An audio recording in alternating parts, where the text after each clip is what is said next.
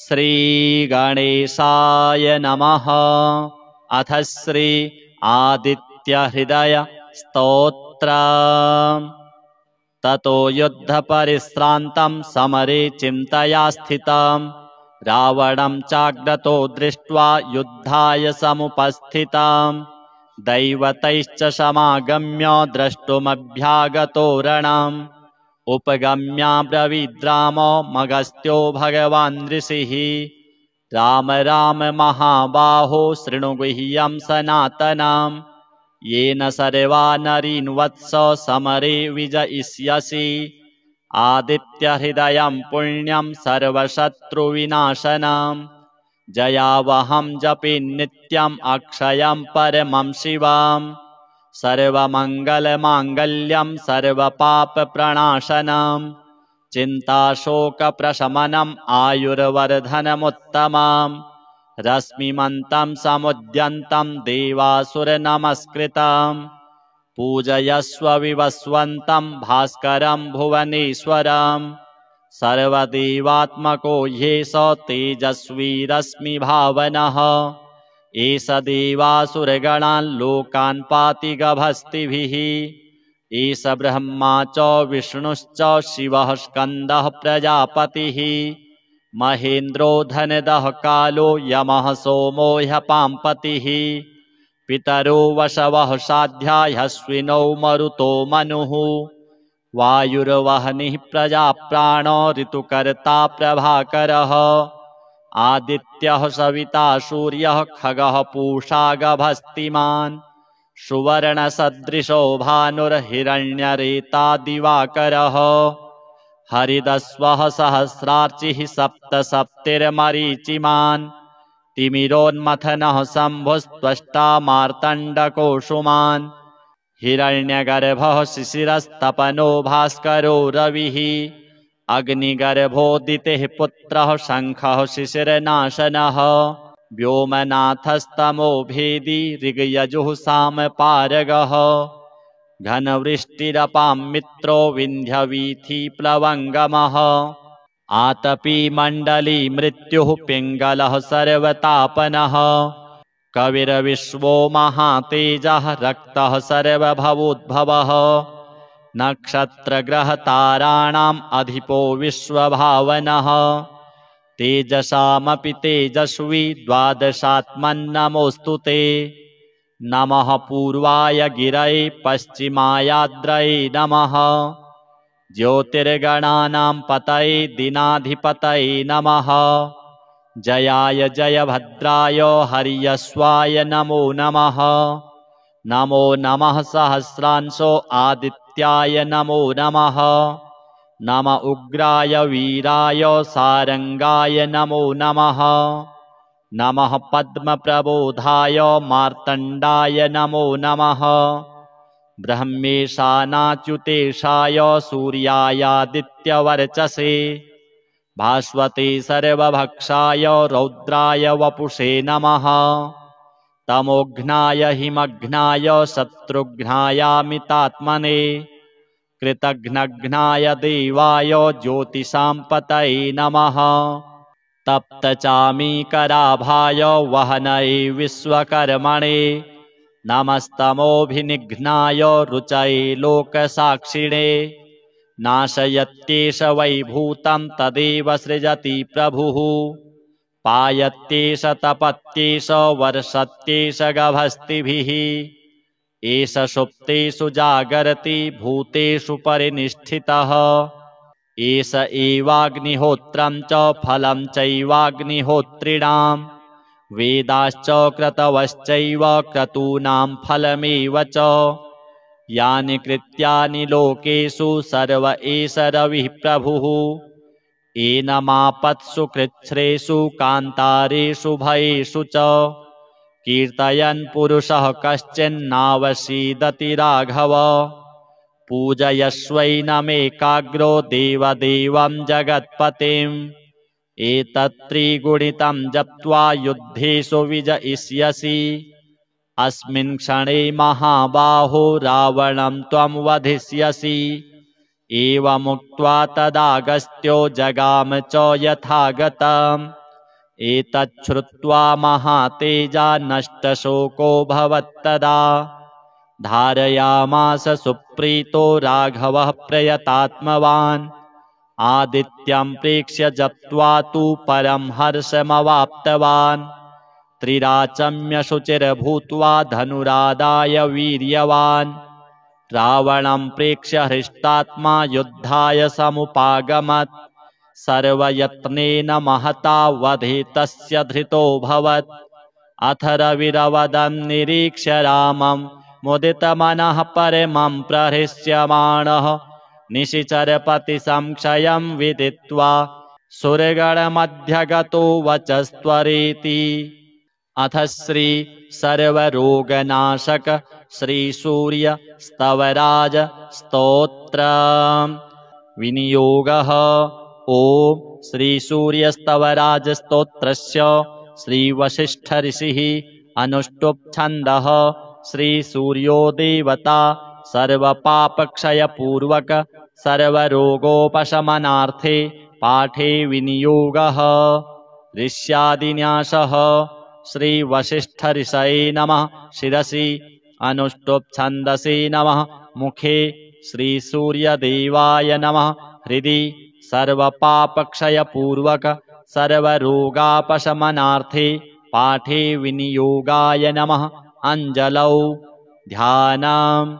ओम रथस्थं चिन्तयेद्भानुं द्विभुजं रक्तवाससे दाडिमी पुष्पसङ्काशं पद्मादिभिः अलङ्कृताम् मानसपूजनम्। ओम विकर्तनो विवस्वांश्च मार्तण्डो भास्करो रविः लोकप्रकाशकः श्रीमान् लोकचक्षुग्रहेश्वरः लोकसाक्षी त्रिलोकेशः कर्ता हर्ता तमिस्त्रः तपनः तापनः चैव शुचिः सप्ताश्ववाहनः गभस्तिहस्तो ब्रध्नश्च सर्वदेव नमस्कृतः एकविंशतिः इत्येष स्तव इष्टः सदा मम फलश्रुतिः श्रीः आरोग्यकरः चैव धनवृद्धियशस्करः स्तवराज इति ख्यातः त्रिषु लोकेषु विश्रुतः यः एतेन महाबाहो द्वे सन्धे स्तिमितोदये स्तौति मां प्रणतो भूत्वा सर्वपापैः प्रमुच्यते कायिकं वाचिकं चैव मानसं यच्च दुष्कृतम् एकजप्येन तत्सर्वं प्रणश्यति ममाग्रतः एकजप्यश्च होमश्च सन्ध्योपासनमेव च बलिमन्त्रोऽर्घ्यमन्त्रश्च धूपमन्त्रस्तथैव च अन्नप्रदाने स्नाने च प्रणिपाति प्रदक्षिणे पूजितोऽयं महामन्त्रः सर्वव्याधिहरः शुभः एवम् उक्त्वा तु भगवानः भास्करो जगदीश्वरः आमन्त्र्य कृष्णतनयं तत्रैवान्तरधीयत शाम्बोऽपि स्तवराजेन स्तुत्वा सप्ताश्ववाहनः पूतात्मा नीरुजः श्रीमान् तस्माद्रोगाद् विमुक्तवान् भगवान् सूर्यनामावली विकर्तनविवस्वान् मार्तण्डभास्कररविः लोकप्रकाशकः श्रीमान् लोकचक्षुग्रहेश्वर लोकसाक्षी त्रिलोकेश कर्ता हर्ता तमिस्त्रः तपन तापन शुचि सप्ताश्ववाहन गभस्तिहस्त ब्रध्न सर्वदेव नमस्कृत। अथ चाक्षुषोपनिषत्।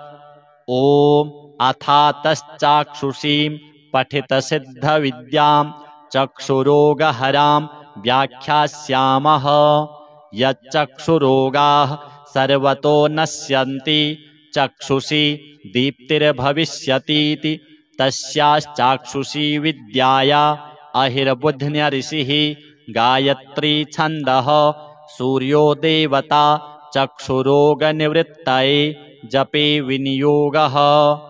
ओम चक्षुश्चक्षुश्चक्षुस्तेजस्थिरो भव मां पाहि पाहि त्वरितं चक्षुरोगान् शमय शमय मम जातरूपं तेजो दर्शय दर्शय यथाहमन्धो नश्याम तथा कल्पय कल्पय कल्याणं कुरु कुरु यानि मम पूर्वजन्मोपार्जितानि चक्षुः प्रतिरोधक दुष्कृतानि सर्वाणि निर्मूलय निर्मूलय। ॐ नमश्चक्षुस्तेजोदात्रे दिव्याय भास्कराय। ॐ नमः करुणाकरायामृताय। ॐ नमः सूर्याय। ॐ नमो भगवते सूर्यायाक्षितेजसे नमः। खेचराय नमः। महते नमः। रजसे नमः। तमसे नमः। असतो मा सद्गमय तमसो मा ज्योतिर्गमय मृत्योर्मा अमृतं गमय। उष्णो भगवान् शुचिरूपः हंसो भगवान् शुचिप्रतिरूपः।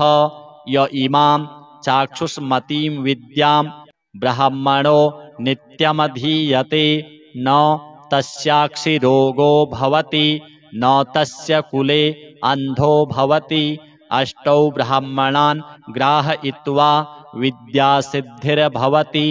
ॐ विश्वरूपं घृणिनं जातवेदसं हिरण्यमयं पुरुषं ज्योतिरूपं तपन्तं सहस्ररश्मिभिः शतधा वर्तमानः पुरः प्रजानामुदयेते स सूर्यः।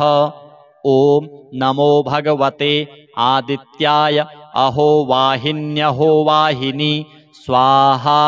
ॐ वयः सुपर्णा उपसेदुरिन्द्रं प्रियमेधा ऋषयो नाधमानाः अपध्वान्त मूर्णो हि पूर्धि चक्षुर्मुमुग्ध्यस्मान् निधयेव बद्धान्। पुण्डरीक्षाय नमः। पुष्करेक्षणाय नमः। अमलेक्षणाय नमः। कमलेक्षणाय नमः। विश्वरूपाय नमः। महाविष्णवे नमः। श्री सूर्यनारायणार्पणमस्तु। अथ श्री आदित्यहृदय स्तोत्र। ततो युद्धपरिश्रान्तं समरे चिन्तया स्थितं रावणं चाग्रतो दृष्ट्वा युद्धाय समुपस्थितं दैवतैश्च समागम्य द्रष्टुमभ्यागतो रणम् उपगम्याब्रवीद्रामो मगस्त्यो भगवान् ऋषिः राम राम महाबाहो शृणु गुह्यं सनातनम् येन सर्वा नरीन् वत्स समरे विजयिष्यसि आदित्यहृदयं पुण्यं सर्वशत्रुविनाशनम् जयावहं जपे नित्यम् अक्षयं परमं शिवम् सर्वमङ्गलमाङ्गल्यं सर्वपापप्रणाशनम् चिन्ताशोकप्रशमनम् आयुर्वर्धनमुत्तमम् रश्मिमन्तं समुद्यन्तं देवासुरनमस्कृतम् पूजयस्व विवस्वन्तं भास्करं भुवनेश्वरम्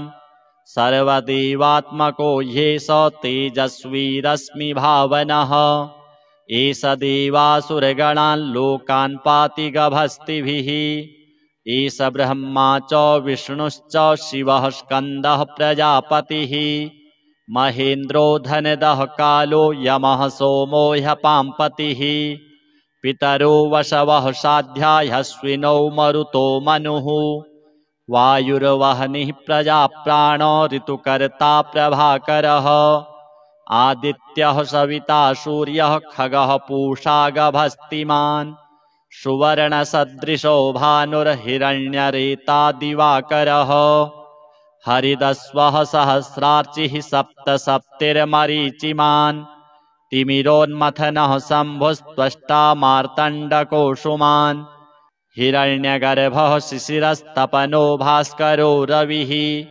अग्निगर्भोदितेः पुत्रः शङ्खः शिशिरनाशनः व्योमनाथस्तमो भेदी ऋग्यजुः सामपारगः घनवृष्टिरपां मित्रो विन्ध्यवीथि प्लवङ्गमः आतपी मण्डली मृत्युः पिङ्गलः सर्वतापनः कविर्विश्वो महातेजः रक्तः सर्वभवोद्भवः नक्षत्रग्रहताराणाम् अधिपो विश्वभावनः तेजसामपि तेजस्वी द्वादशात्मन्नमोऽस्तु ते नमः पूर्वाय गिरये पश्चिमायाद्रये नमः ज्योतिर्गणानां पतये दिनाधिपतये नमः जयाय जयभद्राय हर्यश्वाय नमो नमः नमो नमः सहस्रांशो आदित्याय नमो नमः नम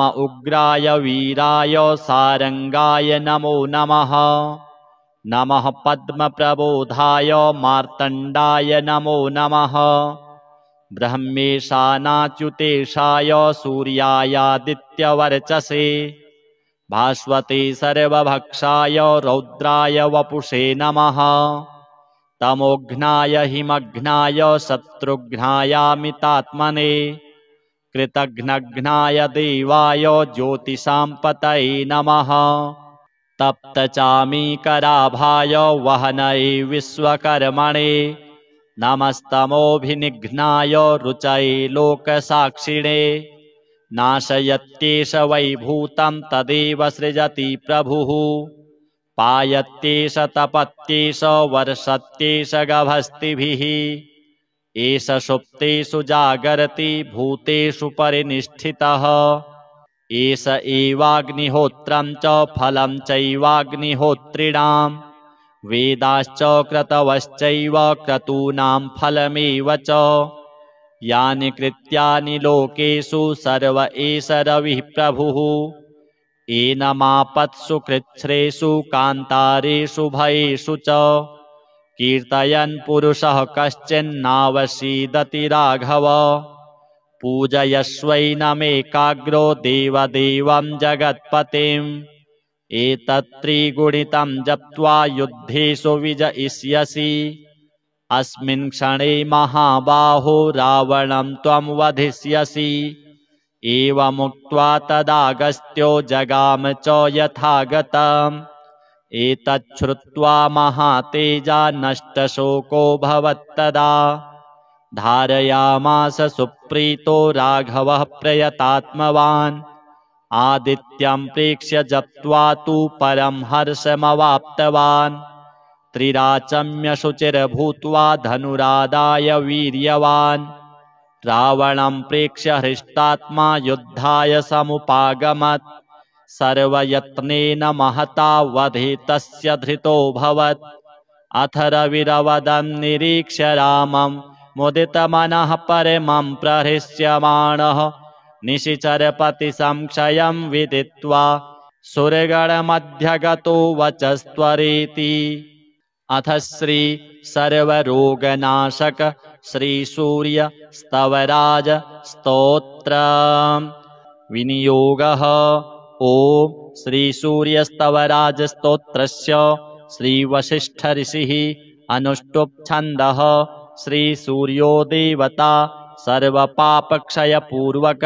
सर्वरोगोपशमनार्थे पाठे विनियोगः ऋष्यादिन्यासः श्री वशिष्ठ ऋषये नमः शिरसि अनुष्टुप् छन्दसि नमः मुखे श्री सूर्यदेवाय नमः हृदि सर्वपापक्षय पूर्वक सर्वरोगापशमनार्थे पाठे विनियोगाय नमः अंजलौ ध्यानम् ओम रथस्थं चिन्तयेद्भानुं द्विभुजं रक्तवाससे दाडिमी पुष्पसङ्काशं पद्मादिभिः अलङ्कृतम् मानसपूजनम् ओम विकर्तनो विवस्वांश्च मार्तण्डो भास्करो रविः लोकप्रकाशकः श्रीमान् लोकचक्षुग्रहेश्वरः लोकसाक्षी त्रिलोकेशः कर्ता हर्ता तमिस्त्रः तपनः तापनः चैव शुचिः सप्ताश्ववाहनः गभस्तिहस्तो वृद्धनश्च सर्वदेव नमस्कृतः एकविंशतिः इत्येष स्तव इष्टः सदा मम फलश्रुतिः श्रीः आरोग्यकरः चैव धनवृद्धियशस्करः स्तवराज इति ख्यातः त्रिषु लोकेषु विश्रुतः। यः एतेन महाबाहो द्वे सन्धेस्तिमितोदये स्तौति मां प्रणतो भूत्वा सर्वपापैः प्रमुच्यते। कायिकं वाचिकं चैव मानसं यच्च दुष्कृतम् एकजप्येन तत्सर्वं प्रणश्यति ममाग्रतः। एकजप्यश्च होमश्च सन्ध्योपासनमेव च बलिमन्त्रोऽर्घ्यमन्त्रश्च धूपमन्त्रस्तथैव च अन्नप्रदाने स्नाने च प्रणिपाति प्रदक्षिणे पूजितोऽयं महामन्त्रः सर्वव्याधिहरः शुभः। एवम् उक्त्वा तु भगवानः भास्करो जगदीश्वरः आमन्त्र्य कृष्णतनयं तत्रैवान्तरधीयत। शाम्बोऽपि स्तवराजेन स्तुत्वा सप्ताश्ववाहनः पूतात्मा नीरुजः श्रीमान् तस्माद्रोगाद् विमुक्तवान्। भगवान् सूर्यनामावली विकर्तनविवस्वान् मार्तण्डभास्कररविः लोकप्रकाशकः श्रीमान् लोकचक्षुग्रहेश्वर लोकसाक्षी त्रिलोकेश कर्ता हर्ता तमिस्त्रः तपन तापन शुचि सप्ताश्ववाहन गभस्तिहस्त वृद्धन सर्वदेव नमस्कृत। अथ चाक्षुषोपनिषत्। ॐ अथातश्चाक्षुषीं पठितसिद्धविद्यां चक्षुरोगहरां व्याख्यास्यामः। यच्चक्षुरोगाः सर्वतो नश्यन्ति चक्षुषी दीप्तिर्भविष्यतीति तस्याश्चाक्षुषी विद्याया अहिर्बुध्न्यऋषिः गायत्री छन्दः सूर्यो देवता चक्षुरोगनिवृत्तये जपे विनियोगः। ॐ चक्षुश्चक्षुश्चक्षुस्तेजस्थिरो भव मां पाहि पाहि त्वरितं चक्षुरोगान् शमय शमय मम जातरूपं तेजो दर्शय दर्शय यथाहमन्धो नश्यां तथा कल्पय कल्पय कल्याणं कुरु कुरु यानि मम पूर्वजन्मोपार्जितानि चक्षुः प्रतिरोधक दुष्कृतानि सर्वाणि निर्मूलय निर्मूलय। ॐ नमश्चक्षुस्तेजोदात्रे दिव्याय भास्कराय। ॐ नमः करुणाकरायामृताय। ॐ नमः सूर्याय। ॐ नमो भगवते सूर्यायाक्षितेजसे नमः। खेचराय नमः। महते नमः। रजसे नमः। तमसे नमः। असतो मा सद्गमय तमसो मा ज्योतिर्गमय मृत्योर्मा अमृतं गमय। उष्णो भगवान् शुचिरूपः हंसो भगवान् शुचिप्रतिरूपः। य इमां चाक्षुष्मतीं विद्यां ब्रह्मणो नित्यमधीयते न तस्याक्षिरोगो भवति न तस्य कुले अन्धो भवति। अष्टौ ब्राह्मणान् ग्राहयित्वा विद्यासिद्धिर्भवति। ॐ विश्वरूपं घृणिनं जातवेदसं हिरण्यमयं पुरुषं ज्योतिरूपं तपन्तं सहस्ररश्मिभिः शतधा वर्तमानः पुरः प्रजाना मुदयेते स सूर्यः। ॐ नमो भगवते आदित्याय अहो वाहिन्यहो वाहिनी स्वाहा। ॐ वयः सुपर्णा उपसेदुरिन्द्रं प्रियमेधा ऋषयो नाधमानाः अपध्वान्त मूर्णो हि पूर्धि चक्षुर्मुमुग्ध्यस्मान् निधयेव बद्धान्। पुण्डरीक्षाय नमः। पुष्करेक्षणाय नमः। अमलेक्षणाय नमः। कमलेक्षणाय नमः। विश्वरूपाय नमः। महाविष्णवे नमः। श्री सूर्यनारायणार्पणमस्तु। अथ श्री आदित्यहृदय स्तोत्र पुत्रम्।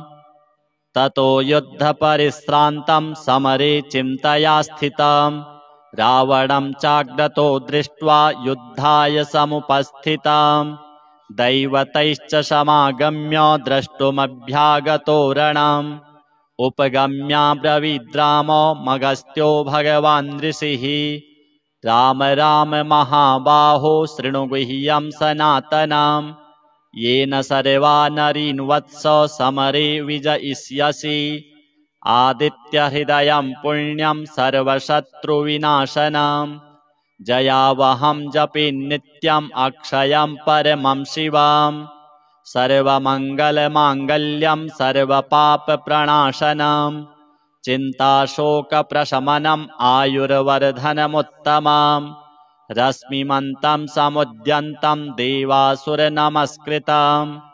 पूजयस्व विवस्वन्तं भास्करं भुवनेश्वरं सर्वदेवात्मको ह्येष तेजस्वी रश्मिभावनः एष देवासुरगणान् लोकान् पाति गभस्तिभिः एष ब्रह्मा च विष्णुश्च शिवः स्कन्दः प्रजापतिः महेन्द्रो धनदः कालो यमः सोमो ह्यपाम्पतिः पितरो वशवः साध्या ह्यश्विनौ मरुतो मनुः वायुर्वह्निः प्रजाप्राणो ऋतुकर्ता प्रभाकरः आदित्यः सविता सूर्यः खगः पूषा गभस्तिमान् सुवर्णसदृशो भानुर्हिरण्यरेता दिवाकरः हरिदस्वः सहस्रार्चिः सप्त सप्तिर्मरीचिमान् तिमिरोन्मथनः शम्भुस्त्वष्टा मार्तण्डकोशुमान्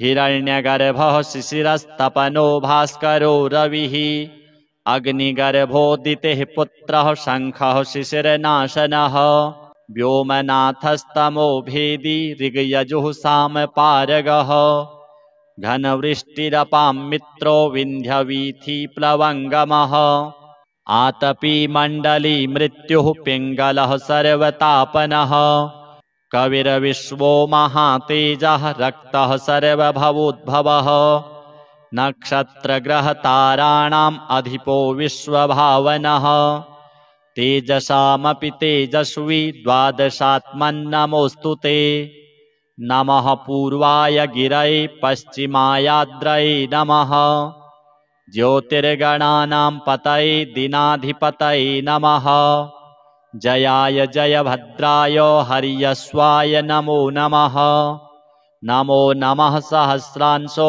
आदित्याय नमो नमः नम उग्राय वीराय सारंगाय नमो नमः नमः पद्मप्रबोधाय मार्तण्डाय नमो नमः ब्रह्मेशानाच्युतेशाय सूर्यायादित्यवर्चसे भास्वते सर्वभक्षाय रौद्राय वपुषे नमः तमोघ्नाय हिमघ्नाय शत्रुघ्नायामितात्मने कृतघ्नघ्नाय देवाय ज्योतिषां पतये नमः तप्तचामीकराभाय वहनये विश्वकर्मणे नमस्तमोभिनिघ्नाय रुचये लोकसाक्षिणे नाशयत्येष वैभूतं तदेव सृजति प्रभुः पायत्येष तपत्येष वर्षत्येष गभस्तिभिः एष सुप्तेषु जागर्ति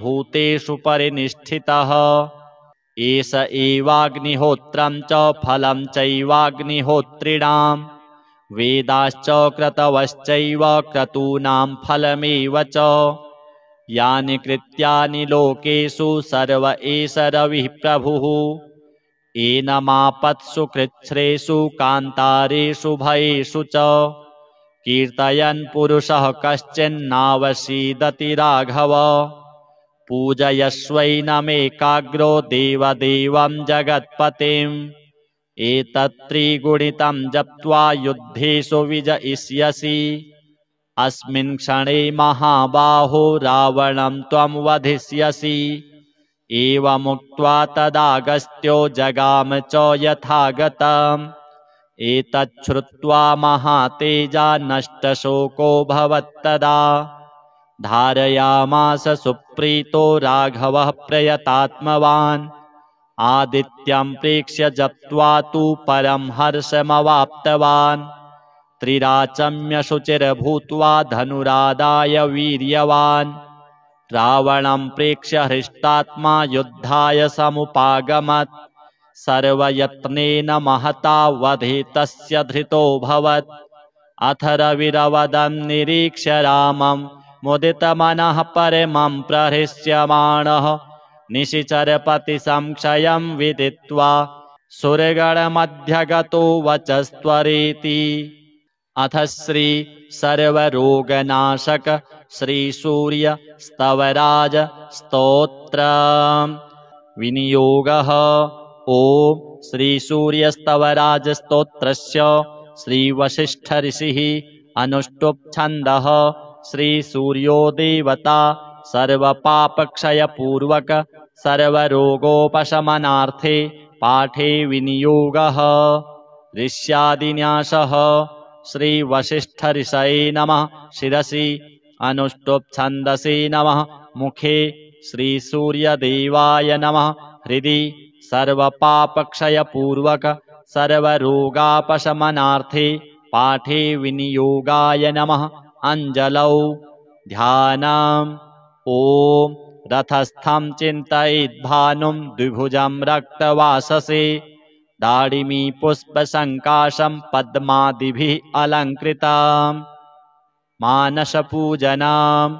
ओम विकर्तनो विवस्वांश्च मार्तण्डो भास्करो रविः लोकप्रकाशकः श्रीमान् लोकचक्षुग्रहेश्वरः लोकसाक्षी त्रिलोकेशः कर्ता हर्ता तमिस्त्रः तपनः तापनः चैव शुचिः सप्ताश्ववाहनः गभस्तिहस्तो ब्रध्नश्च सर्वदेव नमस्कृतः एकविंशतिः इत्येष स्तव इष्टः सदा मम फलश्रुतिः श्रीः आरोग्यकरः चैव धनवृद्धियशस्करः स्तवराज इति ख्यातः त्रिषु लोकेषु विश्रुतः यः एतेन महाबाहो द्वे सन्धे स्तिमितोदये स्तौति मां प्रणतो भूत्वा सर्वपापैः प्रमुच्यते कायिकं वाचिकं चैव मानसं यच्च दुष्कृतम् एकजप्येन तत्सर्वं प्रणश्यति ममाग्रतः एकजप्यश्च होमश्च सन्ध्योपासनमेव च बलिमन्त्रोऽर्घ्यमन्त्रश्च धूपमन्त्रस्तथैव च अन्नप्रदाने स्नाने च प्रणिपाति प्रदक्षिणे पूजितोऽयं महामन्त्रः सर्वव्याधिहरः शुभः एवम् उक्त्वा तु भगवानः भास्करो जगदीश्वरः आमन्त्र्य कृष्णतनयं तत्रैवान्तरधीयत शाम्बोऽपि स्तवराजेन स्तुत्वा सप्ताश्ववाहनः पूतात्मा नीरुजः श्रीमान् तस्माद्रोगाद् विमुक्तवान् भगवान् सूर्यनामावली विकर्तनविवस्वान् मार्तण्डभास्कररविः लोकप्रकाशकः श्रीमान् लोकचक्षुग्रहेश्वर लोकसाक्षी त्रिलोकेश कर्ता हर्ता तमिस्त्रः तपन तापन शुचि सप्ताश्ववाहन गभस्तिहस्त ब्रध्न सर्वदेव नमस्कृत। अथ चाक्षुषोपनिषत्। ओम अथातश्चाक्षुषीं पठितसिद्धविद्यां चक्षुरोगहरां व्याख्यास्यामः यच्चक्षुरोगाः सर्वतो नश्यन्ति चक्षुषी दीप्तिर्भविष्यतीति तस्याश्चाक्षुषी विद्याया अहिर्बुध्न्य ऋषिः गायत्री छन्दः सूर्यो देवता चक्षुरोगनिवृत्तये जपे विनियोगः। ओम चक्षुश्चक्षुश्चक्षुस्तेजस्थिरो भव मां पाहि पाहि त्वरितं चक्षुरोगान् शमय शमय मम जातरूपं तेजो दर्शय दर्शय यथाहमन्धो नश्यां तथा कल्पय कल्पय कल्याणं कुरु कुरु यानि मम पूर्वजन्मोपार्जितानि चक्षुः प्रतिरोधक दुष्कृतानि सर्वाणि निर्मूलय निर्मूलय। ॐ नमश्चक्षुस्तेजोदात्रे दिव्याय भास्कराय। ॐ नमः करुणाकरायामृताय। ॐ नमः सूर्याय। ॐ नमो भगवते सूर्यायाक्षितेजसे नमः। खेचराय नमः।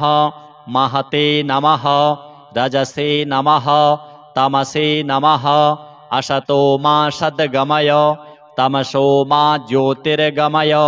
मृत्योर्मा अमृतं गमय। उष्णो भगवान् शुचिरूपः। हंसो भगवान् शुचिप्रतिरूपः।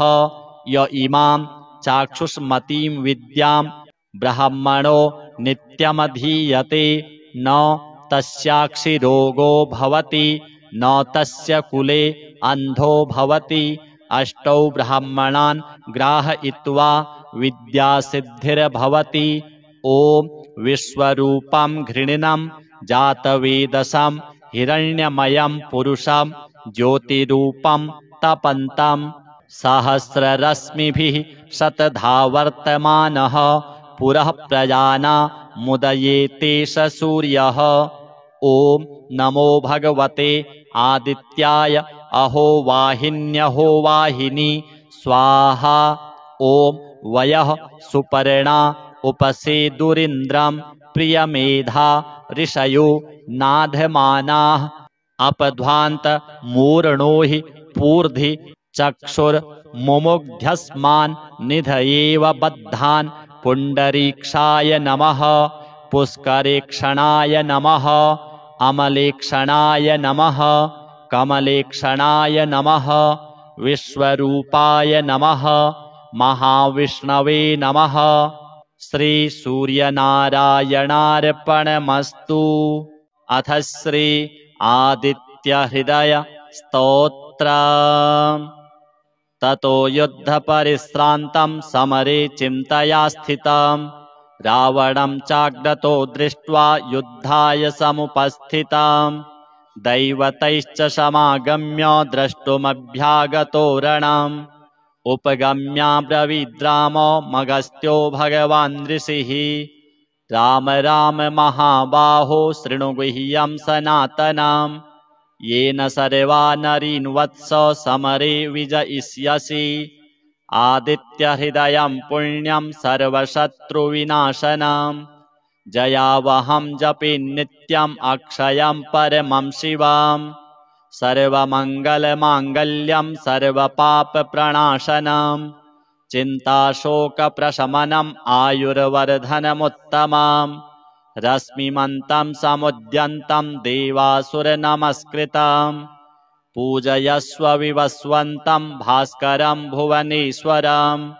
सर्वदेवात्मको ह्येष तेजस्वी रश्मिभावनः एष देवासुरगणान् लोकान् पाति गभस्तिभिः एष ब्रह्मा च विष्णुश्च शिवः स्कन्दः प्रजापतिः महेन्द्रो धनदः कालो यमः सोमो ह्यपाम्पतिः पितरो वशवः साध्या ह्यश्विनौ मरुतो मनुः वायुर्वह्निः प्रजाप्राणो ऋतुकर्ता प्रभाकरः आदित्यः सविता सूर्यः खगः पूषा गभस्तिमान् सुवर्णसदृशो भानुर्हिरण्यरेता दिवाकरः हरिदस्वः सहस्रार्चिः सप्त सप्तिर्मरीचिमान् तिमिरोन्मथनः शम्भुस्त्वष्टा मार्तण्डकोशुमान् हिरण्यगर्भः शिशिरस्तपनो भास्करो रविः अग्निगर्भोदितेः पुत्रः शङ्खः शिशिरनाशनः व्योमनाथस्तमो भेदी ऋग्यजुः सामपारगः घनवृष्टिरपां मित्रो विन्ध्यवीथि प्लवङ्गमः आतपी मण्डली मृत्युः पिङ्गलः सर्वतापनः कविर्विश्वो महातेजः रक्तः सर्वभवोद्भवः नक्षत्रग्रहताराणाम् अधिपो विश्वभावनः तेजसामपि तेजस्वी द्वादशात्मन्नमोऽस्तु ते नमः पूर्वाय गिरये पश्चिमायाद्रये नमः ज्योतिर्गणानां पतये दिनाधिपतये नमः जयाय जयभद्राय हर्यश्वाय नमो नमः नमो नमः सहस्रांशो आदित्याय नमो नमः नम उग्राय वीराय सारंगाय नमो नमः नमः पद्मप्रबोधाय मार्तण्डाय नमो नमः ब्रह्मेशानाच्युतेशाय सूर्यायादित्यवर्चसे भास्वते सर्वभक्षाय रौद्राय वपुषे नमः तमोघ्नाय हिमघ्नाय शत्रुघ्नायामितात्मने कृतघ्नघ्नाय देवाय ज्योतिषां पतये नमः तप्तचामीकराभाय वहनये विश्वकर्मणे नमस्तमोभिनिघ्नाय रुचये लोकसाक्षिणे नाशयत्येष वैभूतं तदेव सृजति प्रभुः पायत्येष तपत्येष वर्षत्येष गभस्तिभिः एष सुप्तेषु जागर्ति भूतेषु परिनिष्ठितः एष एवाग्निहोत्रं च फलं चैवाग्निहोत्रिणां वेदाश्च क्रतवश्चैव क्रतूनां फलमेव च यानि कृत्यानि लोकेषु सर्व एष रविः प्रभुः एनमापत्सु कृच्छ्रेषु कान्तारेषु भयेषु च कीर्तयन् पुरुषः कश्चिन्नावसीदति राघव पूजयस्वैनमेकाग्रो देवदेवं जगत्पतिम् एतत्त्रिगुणितं जप्त्वा युद्धेषु विजयिष्यसि अस्मिन् क्षणे महाबाहो रावणं त्वं वधिष्यसि एवमुक्त्वा तदागस्त्यो जगाम च यथागतम् एतच्छ्रुत्वा महातेजा नष्टशोको भवत्तदा धारयामास सुप्रीतो राघवः प्रयतात्मवान् आदित्यं प्रेक्ष्य जप्त्वा तु परं हर्षमवाप्तवान् त्रिराचम्य शुचिर्भूत्वा धनुरादाय वीर्यवान् रावणं प्रेक्ष्य हृष्टात्मा युद्धाय समुपागमत् सर्वयत्नेन महता वधे तस्य धृतोऽभवत् अथ रविरवदन् निरीक्ष्य रामं मुदितमनः परमं प्रहृष्यमाणः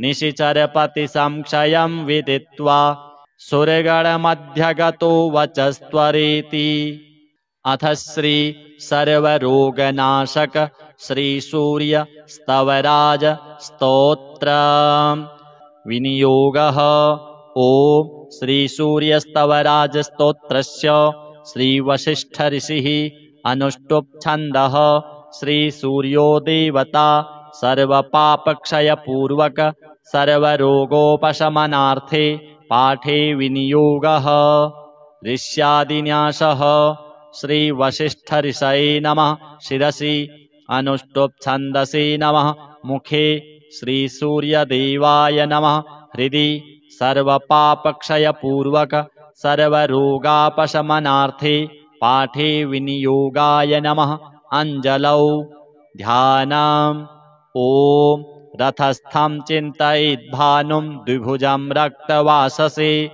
दाडिमी पुष्पसङ्काशं पद्मादिभिः अलङ्कृताम् मानसपूजनम् ओम विकर्तनो विवस्वांश्च मार्तण्डो भास्करो रविः लोकप्रकाशकः श्रीमान् लोकचक्षुग्रहेश्वरः लोकसाक्षी त्रिलोकेशः कर्ता हर्ता तमिस्त्रः तपनः तापनः चैव शुचिः सप्ताश्ववाहनः गभस्तिहस्तो वृद्धनश्च सर्वदेव नमस्कृतः एकविंशतिः इत्येष स्तव इष्टः सदा मम फलश्रुतिः श्रीः आरोग्यकरः चैव धनवृद्धियशस्करः स्तवराज इति ख्यातः त्रिषु लोकेषु विश्रुतः यः एतेन महाबाहो द्वेषन्धेस्तिमितोदये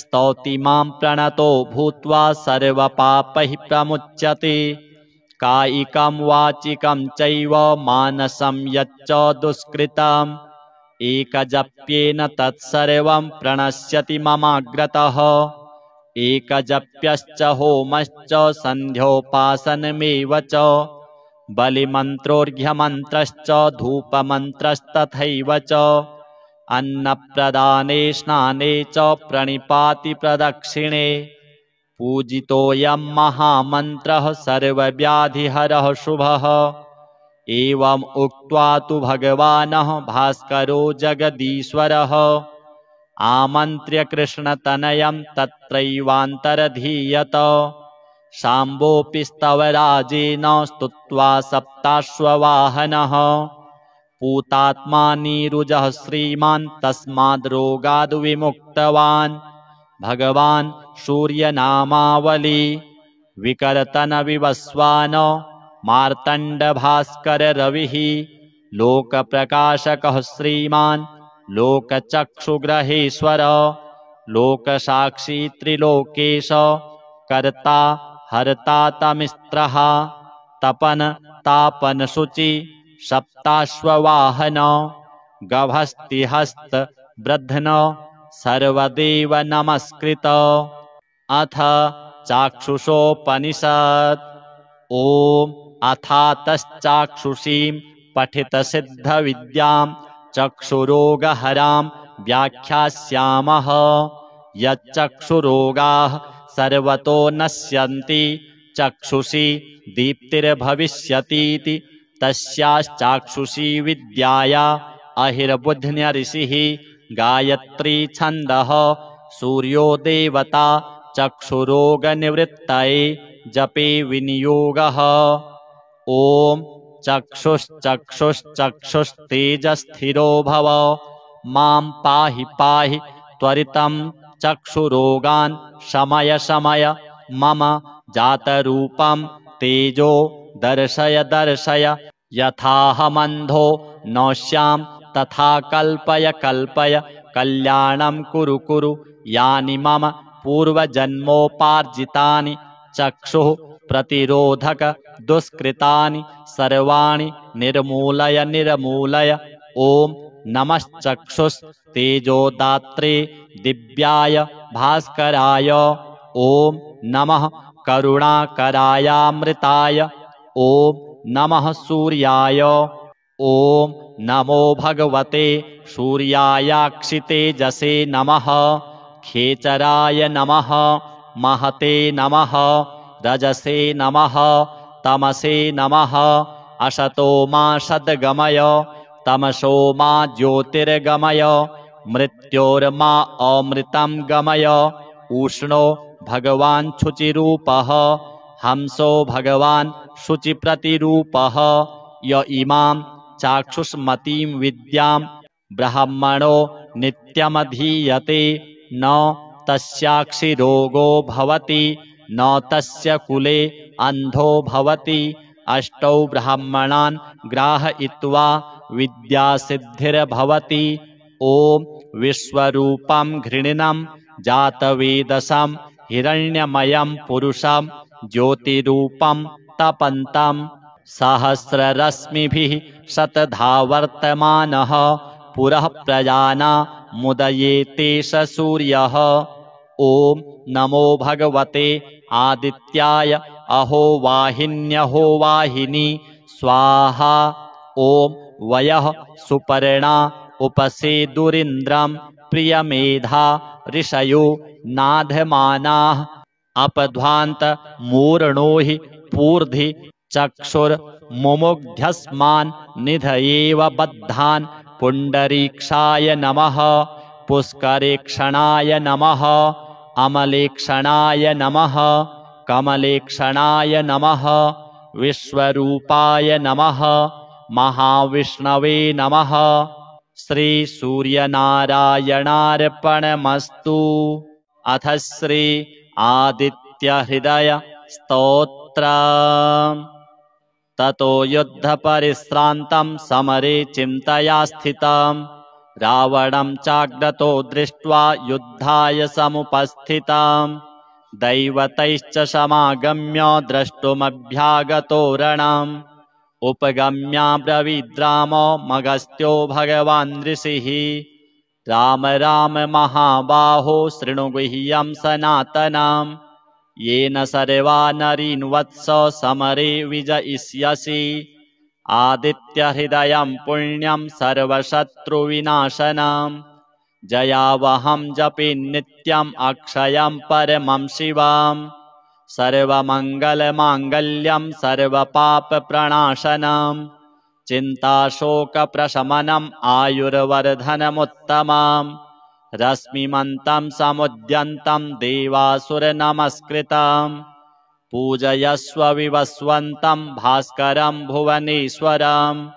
सर्वदेवात्मको ह्येष तेजस्वी रश्मिभावनः एष देवासुरगणान् लोकान् पाति गभस्तिभिः एष ब्रह्मा च विष्णुश्च शिवः स्कन्दः प्रजापतिः महेन्द्रो धनदः कालो यमः सोमो ह्यपाम्पतिः पितरो वशवः साध्या ह्यश्विनौ मरुतो मनुः वायुर्वह्निः प्रजाप्राणो ऋतुकर्ता प्रभाकरः आदित्यः सविता सूर्यः खगः पूषा गभस्तिमान् सुवर्णसदृशो भानुर्हिरण्यरेता दिवाकरः हरिदस्वः सहस्रार्चिः सप्त सप्तिर्मरीचिमान् तिमिरोन्मथनः शम्भुस्त्वष्टा मार्तण्डकोशुमान् हिरण्यगर्भः शिशिरस्तपनो भास्करो रविः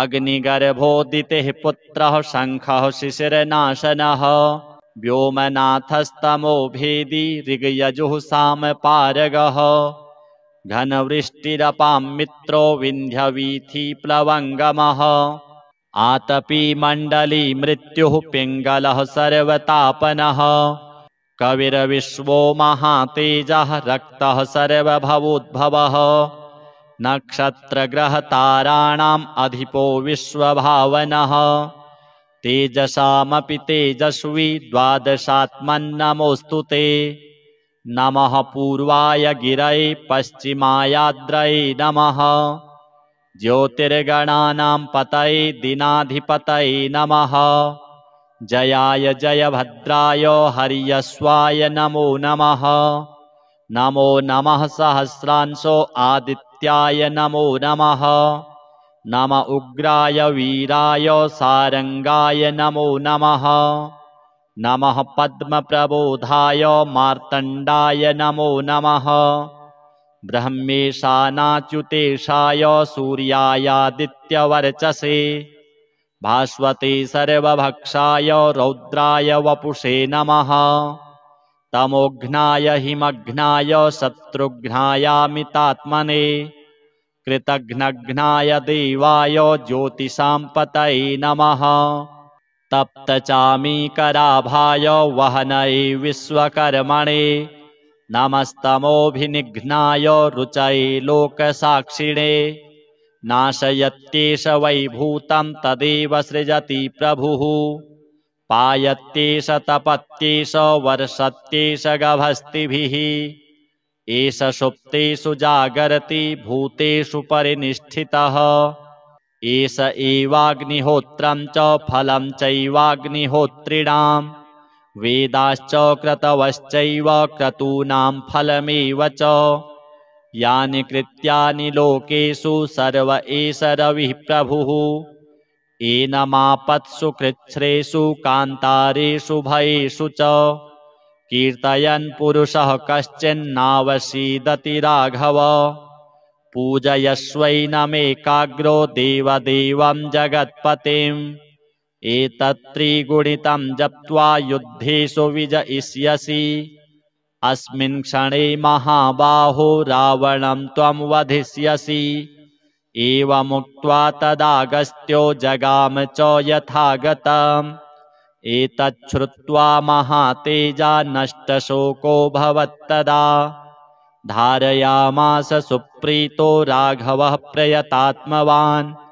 आदित्यं प्रेक्ष्य जप्त्वा तु परं हर्षमवाप्तवान् त्रिराचम्य शुचिर्भूत्वा धनुरादाय वीर्यवान् रावणं प्रेक्ष्य हृष्टात्मा युद्धाय समुपागमत् सर्वयत्नेन महता वधे तस्य धृतोऽभवत् अथ रविरवदन् निरीक्ष्य रामं मुदितमनः परमं प्रहृष्यमाणः निशिचरपति संशयं विदित्वा सुरगणमध्यगतो वचस्त्वरेति।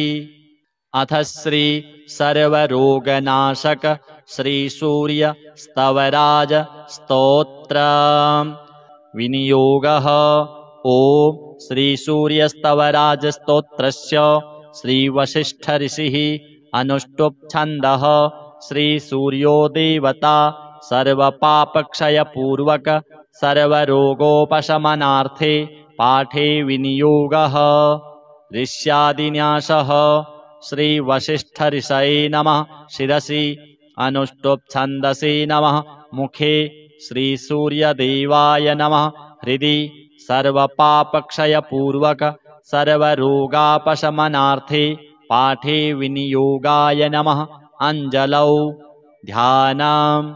ओम रथस्थं चिन्तयेद्भानुं द्विभुजं रक्तवाससे दाडिमी पुष्पसङ्काशं पद्मादिभिः अलङ्कृताम् मानसपूजनम्।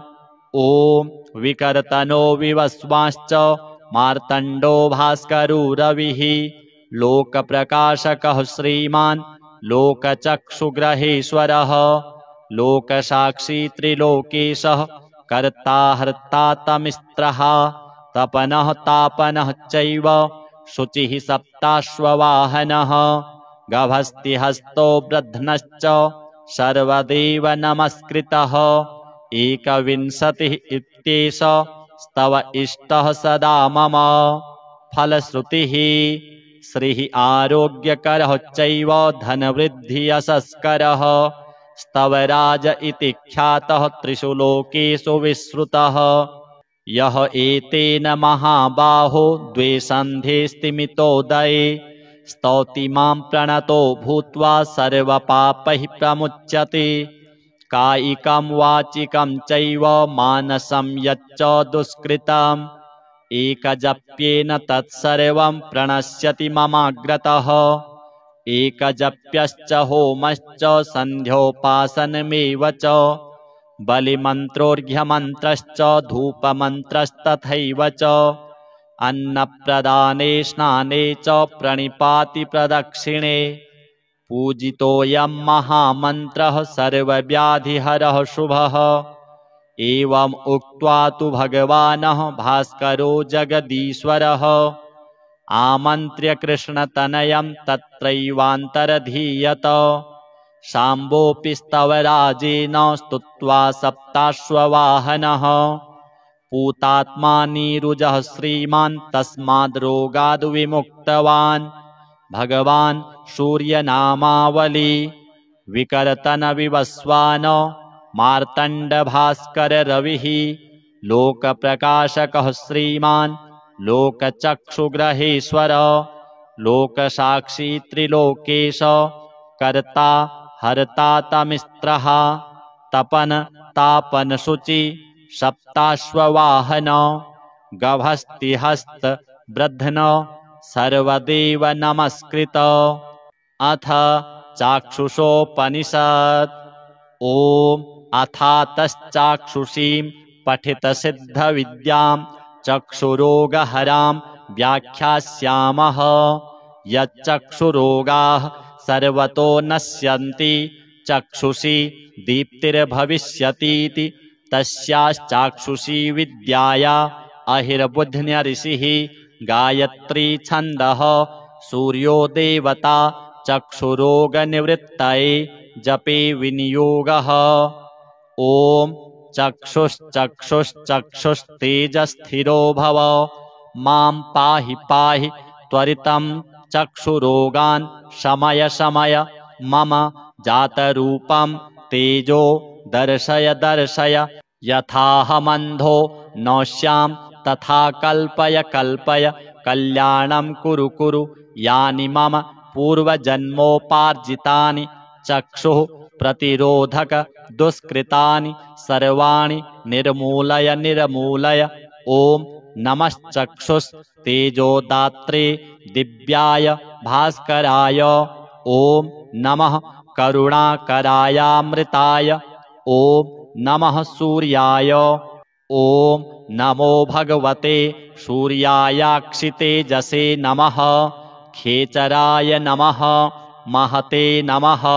रजसे नमः। तमसे नमः। असतो मा सद्गमय तमसो मा ज्योतिर्गमय। मृत्योर्मा अमृतं गमय। उष्णो भगवान् शुचिरूपः। हंसो भगवान् शुचिप्रतिरूपः। य इमां चाक्षुष्मतीं विद्यां ब्रह्मणो नित्यमधीयते न तस्याक्षिरोगो भवति न तस्य कुले अन्धो भवति। अष्टौ ब्राह्मणान् ग्राहयित्वा विद्यासिद्धिर्भवति। ॐ विश्वरूपं घृणिनं जातवेदसं हिरण्यमयं पुरुषं ज्योतिरूपं तपन्तं सहस्ररश्मिभिः शतधावर्तमानः पुरः प्रजानामुदयेते स सूर्यः। ॐ नमो भगवते आदित्याय अहो वाहिन्यहो वाहिनी स्वाहा। ॐ वयः सुपर्णा उपसेदुरिन्द्रं प्रियमेधा ऋषयो नाधमानाः अपध्वान्त मूर्णो हि पूर्धि चक्षुर्मुमुग्ध्यस्मान् निधयेव बद्धान्। पुण्डरीक्षाय नमः। पुष्करेक्षणाय नमः। अमलेक्षणाय नमः। कमलेक्षणाय नमः। विश्वरूपाय नमः। महाविष्णवे नमः। श्री सूर्यनारायणार्पणमस्तु।